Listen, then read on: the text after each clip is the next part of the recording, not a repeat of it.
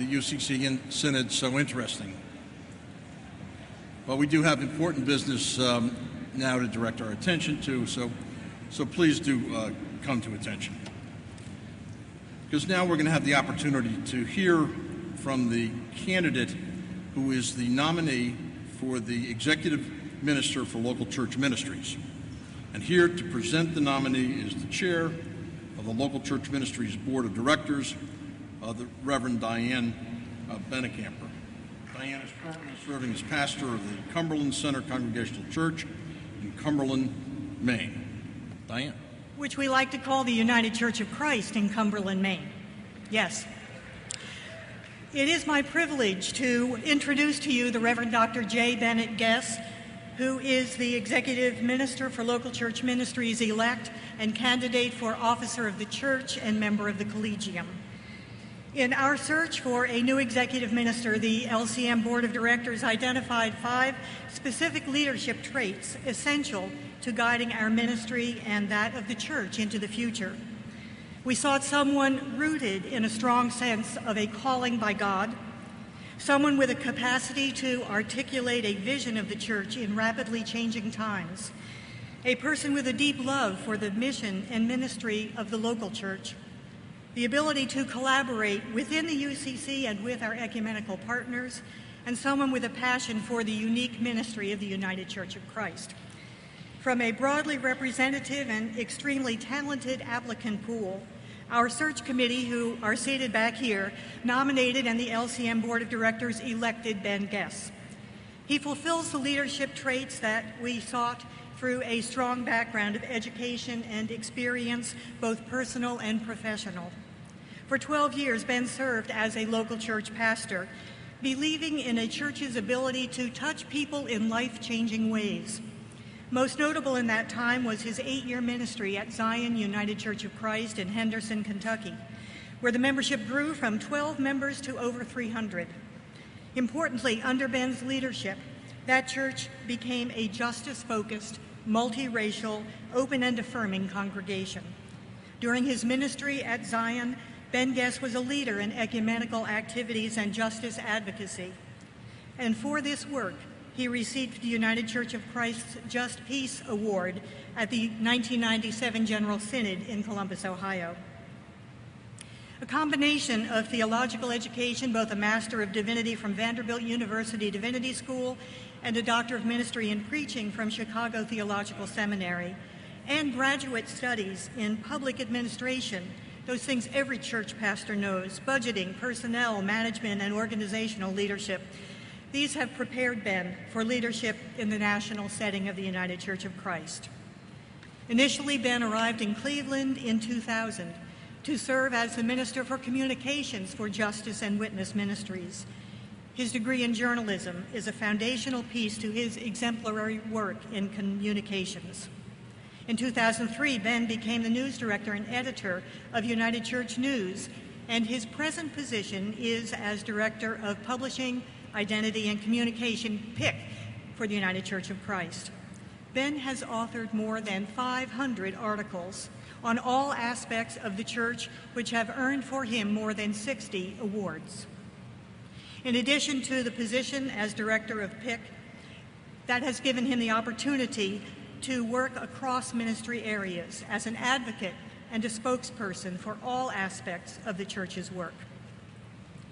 In an ever-changing world of forms of communication, Ben has led our denomination in responding to the radical technological developments of recent years, leading strategic efforts to utilize video, web, and social media methods for connecting with people in and outside the church. Ben has a passion for the United Church of Christ.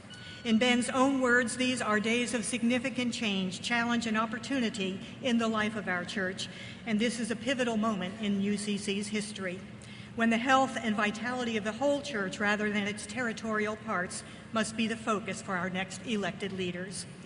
Local Church Ministries is particularly proud to offer to the Collegium of Officers an additional aspect of the diversity of God's human creation, which is a deep value of ours in the United Church of Christ. in that Ben Guess is the first openly LGBT individual to serve the UCC at its highest level. We believe that his approachable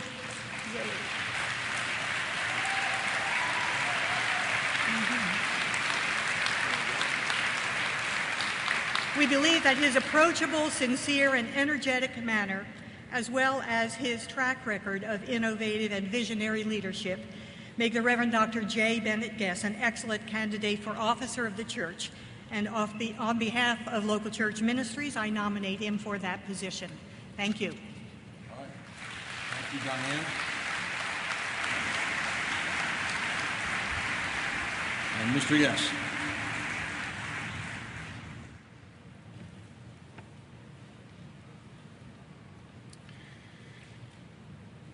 Delegates and visitors, colleagues and friends, I greet you in the name of the loving, persistent God, whose pursuit of us is greater than our ability to hide, and who lives and breathes in all our moments of steadfast hope.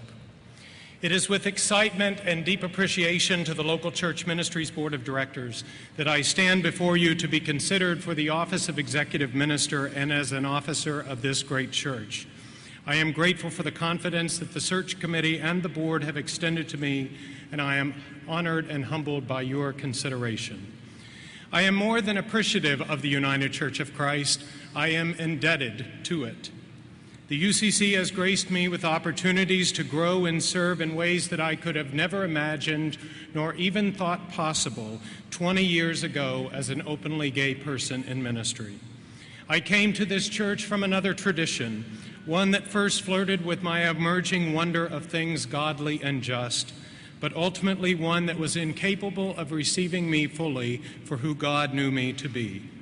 I came to this church like many of you, searching, a bit wounded perhaps, pondering my own way forward both spiritually and vocationally, a pilgrim of another era. And upon discovering the UCC, I brought with me a lot of that newcomer naivete about just how absolutely perfect this church is. All I can say, and all of I have witnessed so far in this opening plenary, I can say, you have schooled me well. But my enthusiasm for this church has not dampened. You took me in like you've welcomed countless others. You gave me a home and a faith that I could be proud of. You honored my past, at the same time you offered me a future. Over time, you counseled me in how to treasure what I brought with me and how to leave behind what I no longer needed. This is a treasured gift that the UCC offers thousands of newcomers every single year, 32,000 to be exact last year alone. The opportunity to make our worship real, to make room for honesty of thought and expression, and to encourage purity of heart in our journey toward an authentic faith. I fell in love with this church and remain so, because I believe your mission, our mission, is God's mission. To listen for and be open to the continuing testament of God, to be extravagant agents of extravagant welcome, justice, and hospitality, and to change lives individually, systemically, and globally. Obviously, it is no secret that this is a time of significant change for the church in every respect, in local congregations, in associations and conferences, in our colleges and seminaries, for our health and human service institutions, and for the covenant of ministries and partnerships we maintain around the world. The ways in which we thought about being church 54 years ago, or even 10 years ago, or even 6 months ago, it seems, are increasingly at odds with the ways in which we must think about being church in these days and years to come. There is no shortage of dis-ease, just as there are many competing diagnoses and prescriptions for what ails us. I come to you with no easy answers and no quick fixes, but I do understand that new leaders for the United Church of Christ must be willing to speak to the angst that stirs in us, to interpret it and to minister to it, to interpret and to offer analysis, and to take practical steps and make creative decisions to welcome the new era of possibility that so many of us yearn for. The church no matter how progressive its theological confessions or its social policies, is by very nature a conserver of tradition. It has long valued remembrance as a sacred trust. It is a preserver of shared values that we both cherish and aspire. Religion is often called upon to play the role of the familiar friend. The shared songs and hymns we sing are unconsciously memorized. They comfort us. Their predictability accompanies us through unpredictable lives. And that is why the new, the emerging, the thing that is coming, has always rattled the church. It always has, especially when that new thing comes at us more quickly and more radically than our comforts, our budgets, our structures, and our members would prefer. We wrestle with how to stay true to the institution we have been and to the new mission that we sense that God is calling us. Our jitters, they are understandable, but resistance is not the faithful option. It seems these days that every noteworthy best-selling book on the state of the mainline church has the word hope prominently featured in the title. Reframing hope, liberating hope, toward a hopeful future, and my personal favorite, a manifesto, an emergence of hope. Somehow I don't think this is a coincidence. We do long for hope. But ironically, this frenzy of hope is being driven by a sense of imbalance, a fear that the church as we have known it is passing away, and a new kind of church is emerging, one that we church people don't easily recognize or understand. It's why we're driven to pick up these books in the first place. But what we're learning from these wise thinkers is that in times and places of wilderness and exile, it is always God's intention to restore us, but never to that exact place from which we came. As in life, we often must leave places we love in order to journey towards new places that enable us to mature and grow. We only need to look to the family scrapbook for proof it is true. Our great-grandparents Abraham and Sarah first told us to expect it.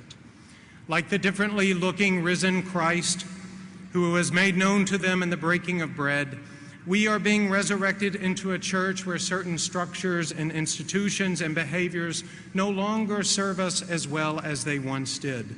And they're breaking apart, and their new transubstantiating forms, they leave many of us feeling the pain of that new emergence. But hope, it is more than a good marketing strategy. Hope is a renewing and refining presence in the world. It is conceived in desperation, but gives birth to ingenuity. It has been known to transform abandoned buildings into affordable housing, turning coffee houses into confessionals, waiting rooms into prayer chapels. Hope can throw open the doors of the church so that new immigrant communities might be welcomed in. It makes our gathering places accessible to all and pushes our comfort zones by the people hope invites in. Hope has been known to pack its bags and show up in strange, unsuspecting places, in flooded, tornado-ravaged towns and along hurricane-battered coastlines. Hope opens wallets and checkbooks, and it sets people to singing and praising God again. Not so long ago, we thought change in the church could be explained away in dualistic terms: the traditional worship service versus the contemporary one, the place where we wore robes and the place where it was okay to wear blue jeans. We thought it basically boiled down to church and church light. But the emergent church is more sophisticated than that. It takes seriously hope's generative effect on people and communities to inspire, motivate, and transform. Described by sociologists as the greatest entrepreneurial generation in U.S. history, Gen Xers, those born between the years of 1961 and 1981, are bringing those same entrepreneurial strengths with them into the church and into their search of authentic spirituality. They are taking apart what we have to offer, examining it from all sides, and questioning whether or not it makes sense. They don't care whether it looks Catholic or feels Baptist. They don't care if it comes from the Book of Common Prayer or the Still Speaking Daily Devotional. They aren't looking for newfangled religion any more than they aren't afraid to retain the old if it is working for them or to throw it away if it is not. This is one of the clear signs or trends of the emergent church. It borrows from ancient traditions and modern ones, sacred and secular, traditional and contemporary, mainline and evangelical, conservative and liberal. It takes the best that Christianity has to offer while leaving behind the trappings that render it stale, boring, cumbersome, or oppressive. This means less emphasis on buildings and more emphasis on mission, less coercing of your neighbors, and more concern about engaging in honest conversations with them. And while this new approach is disruptive to institutional religions, it is doing wonders for the work of the Holy Spirit. Because falling victim to the mindset that membership and committee assignments were the best things that we in the church had to offer, people are actually coming to us with deeper spiritual curiosity. They are eager for hammers and paintbrushes, dialogue and engagement. They want prayer that utilizes mind and muscle. They expect the local church to be more local and more church than it has ever been before. Episcopal Bishop Mark Dyer of Pennsylvania observes that every 500 years or so, the whole church conducts a great big rummage sale. And lucky us, we were born into that 500-year cycle. We're in the process as Christians of sorting through the church's attic and deciding what to keep and what we should throw away. What is a faith worth living and what is a faith worth discarding? That is what this exile period is all about. And we, the United Church of Christ, this great united and uniting church, who better than we to understand this emergence, this convergence, if you will, of ecumenical interfaith practice and understanding. Our very own history has prepared and positioned us for this very moment. All across the UCC, I am encouraged by something I see. I see a strong hunger for an articulation of our envisioned future together, an eagerness to recapture the belief and proclamation that the UCC exists for a reason. There is more to us than legacy and inertia. We have a distinct purpose, and the living out of the gospel in this country and in the 80 countries around the world in which we have partnerships would be severely diminished if we would fail to be anything less than the bold church that we have been. This is why we must acknowledge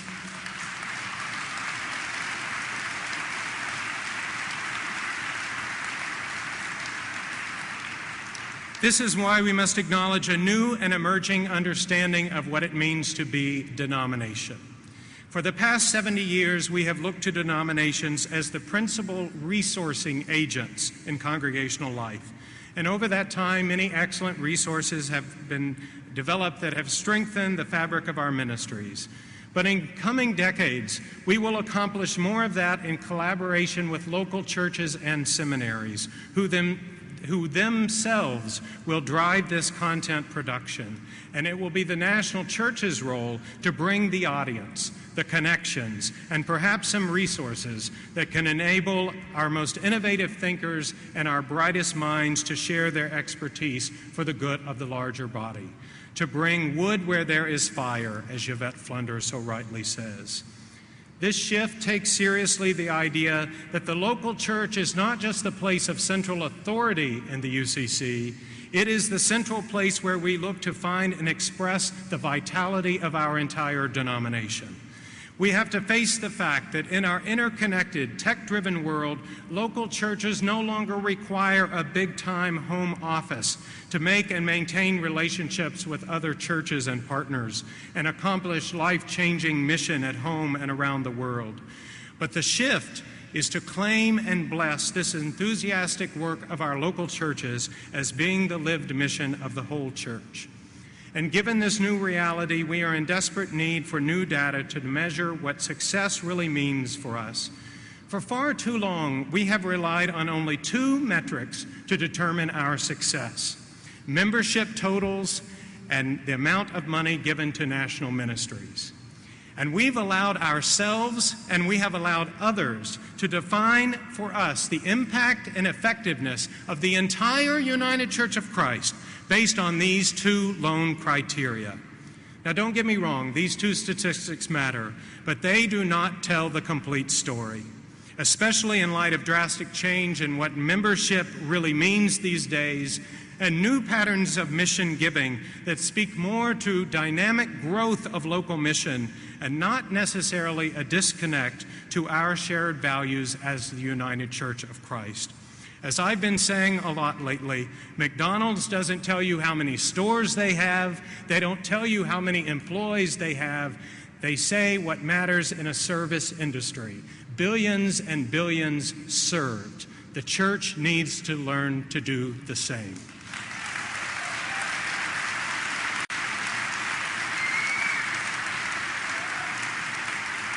Mission One. Mission One, which we will experience together this November, is a major attempt to live into this new understanding of denominationalism. Mission One takes local mission seriously and celebrates it, but it also connects local compassion with justice advocacy and global understanding in ways that it can inspire and motivate all of us to see in real time the impact of our oneness, that we really can and do more together than we can do in our isolation. But Mission One also accomplishes something else.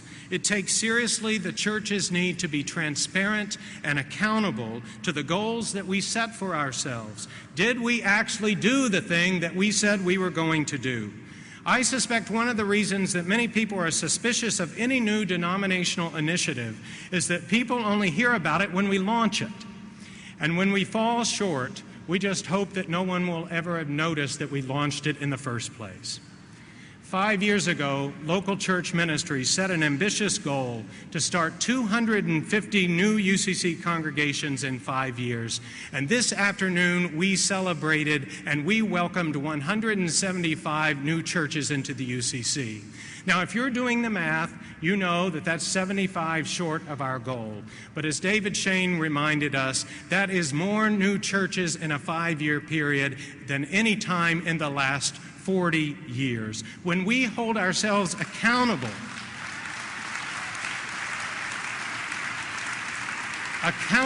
to what we say and can do, indeed great power and potential is working through us. As we experienced 3 years ago with the UCC's 100,000 for Peace campaign, and will do again with Mission One this November, we need more unifying moments in mission when we can wildly celebrate something we have accomplished together. And one of the emerging roles of the denomination is to cast the vision of these big culture-engaging moments where mission can be lived out locally but tabulated nationally. I don't think this can be overstated. Hope produces more hope. Success breeds more success, and new energy only ignites greater vitality. And all of the many changes we're navigating as a church will only prove that much more manageable if there are big moments of shared success, clear victories born of our collective investment of energy, time, and talent. This is what people want from the church, and this is something that we can uniquely offer in their invitation to come to us. I am a firm believer that any organization will live into what it thinks of itself and how it describes itself to others. In the church, this means we all try to stand just a little bit taller to reach that crown of glory that God has placed just a little bit above our heads.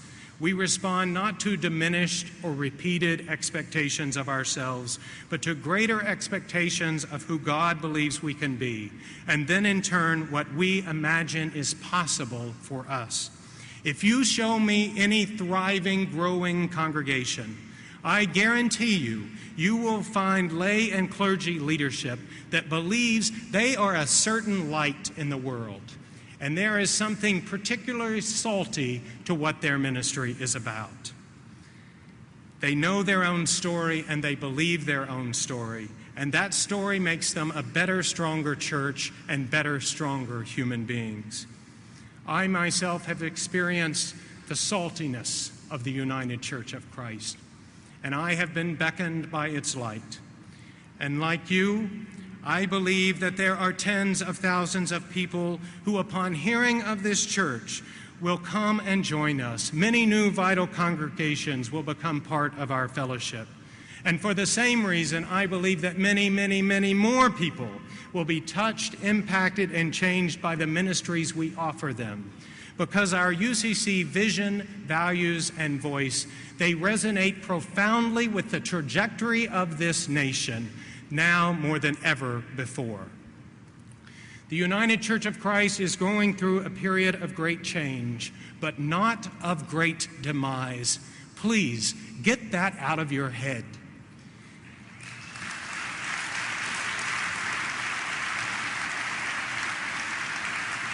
As Christians, we must never allow a defeatist attitude to overcome us. It is a mockery of the resurrection power that the Holy Spirit consistently breathes in us. We must accept this sweeping change as clear mandate, as golden opportunity, as great commission. This is our come and follow me moment. Will we sit only with what we have known, or will we pick up our nets and go and discover and taste and see all that the Lord God has in store for us? If elected, I pledge to work collaboratively and diligently on behalf of the whole church. And for local church ministries in particular, I will attempt to build upon the generative, adaptive leadership that Steve Sterner has so capably demonstrated. And still, I know there will be much to sort out. Will we leverage the needed resources to pursue and accomplish God's mission? Will we embrace a postmodern worldview to become church for new generations? How will we live more fully into the demographic reality that reflects our interracial, intercultural commitments? How do we create more effective patterns and protocols for authorizing ministers and matching pastoral leaders and congregations? How will we enhance our support of chaplaincies and other modes of ministries that aren't beyond the local church, but are extensions of it? What will theological education and preparation for ministry look like? And how do we embrace and pursue excellence in our worship, preaching, programming, and administration? These are questions that I am eager to discern along with you. And so it is helpful then to be reminded, God hath yet more light and truth to break forth from God's holy word. This is the promise upon which our hope springs forth. And this is the distinctive witness that our church offers the world. God is still speaking. God is still. God is God. Thank you for your consideration.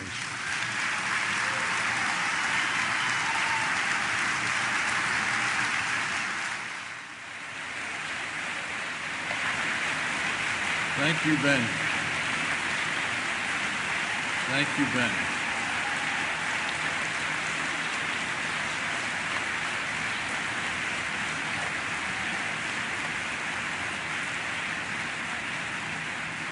Thank you, Ben. I now like to introduce to you Edith Guffey. Edith is not only our Associate General Minister, but she's also the administrator of the Synod. So she will be addressing you periodically during the course of the Synod. Edith. Thank you, Jim. First of all, if you have tried to use the wireless access here in the hall and are having difficulty, our IT staff will be over here by the recorder table right as soon as we adjourn. About voting. This is an experiment, and I and you are not yet comfortable that your votes are registering. So I ask that we begin on Monday morning 15 minutes early, and any votes so that we can play with it again until we all have a level of comfort. Any votes tonight will be voice votes. Also, we did not get through all of our business this afternoon, so again tonight we ask your indulgence. When we reconvene at 7:30 tonight, we will do the uncompleted business and then move into the evening session, which we expect will make our time to recess tonight approximately 15 to 20 minutes later than originally planned. Suncoast Saturday will begin with the hymn sing tomorrow morning at 8:15. Leonard Pitts will give the keynote following the hymn sing, and then we will hear from the amazing Nuttin' But Strings. Following that, you are on your own to decide how to spend your day, and we will reconvene Saturday evening at 7:30 for the Imagine What's Possible Festival. Gathering music will begin at 7:15. Please make note of the following changes for Suncoast Saturday. The presentation by Shelby Knox will begin at noon instead of 11:45. The workshop by Tony Robinson has been moved from room 25 to room 20. The time has not changed. It is still 2:15 to 3:45. Thank you, Mr. Moderator. All right, thank you, Edith, and I now declare that this first plenary session of the 28th General Synod to be complete. We are now in recess. We'll proceed to dinner, after which we'll begin gathering with music at 7:15 here tonight, and then proceed with the evening plenary. Thank you.